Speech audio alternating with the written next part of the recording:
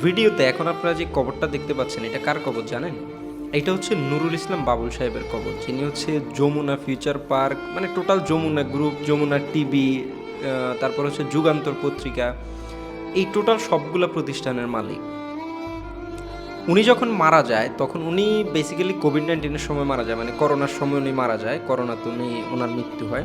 তো উনি যখন মারা যাচ্ছিল তখন ওনার খুব কষ্ট হচ্ছিল, মানে অক্সিজেনের অভাবে ওনার খুব কষ্ট হচ্ছিল। তো এটা একটা প্রচলিত কথা যে উনি নাকি ডক্টরদেরকে বলছিল যে আমি আমার সব সম্পদ দিয়ে দিব, আমার শুধু নিঃশ্বাসটা যেন আমি একটু ভালোভাবে নিতে পারি, আমার যে কষ্ট হইতেছে কষ্টটা একটু কমাই দাও।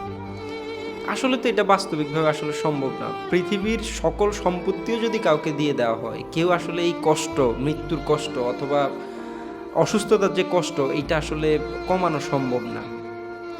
সবশেষে উনি আসলে মারা যায়।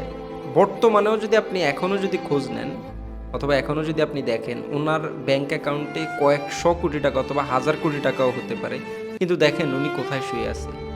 ওনার কবরে উনি উনি ওনার বাড়িতে টোটাল সেন্ট্রাল এসি, ওনার ওয়াশরুমে পর্যন্ত সেন্ট্রাল এসি, ওয়াশরুমে পর্যন্ত গেলে এসি থাকে।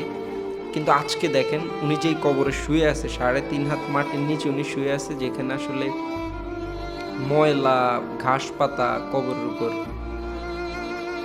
দলা জমাট বেঁধে আছে। আজকে উনি ওখানেই শুয়ে আছে। কি হাজার কোটি টাকা, কি কোটি কোটি টাকা আজকে ওনার কোনো কাজে আসতেছে না। সো আমরা যে দুনিয়ার পিছনে আসলে এই পরিমাণ পাগল হয়ে ঘুরতে থাকি, ইয়ে হয়ে থাকি, এইটা এই এই জিনিসটা দেখে আমাদেরকে আসলে শিক্ষা নেওয়া উচিত যে দুনিয়ার মোহে আমাদেরকে আসলে পাগল হয়ে যাওয়া যাবে না।